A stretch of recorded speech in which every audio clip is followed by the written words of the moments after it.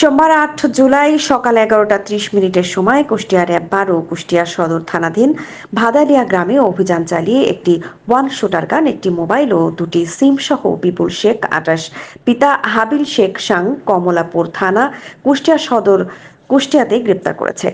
প্রাথমিক জিজ্ঞাসাবাদে জানা যায়, আসামি বিপুল শেখ দীর্ঘদিন যাবৎ লোকচক্ষুর আড়ালে কুষ্টিয়া জেলার বিভিন্ন থানা এলাকায় সন্ত্রাসী কর্মকাণ্ড করে আসছিল। গ্রেপ্তারকৃত সন্ত্রাসীর বিরুদ্ধে কুষ্টিয়া জেলার সদর থানায় একটি মামলা দায়ের করা হয়েছে।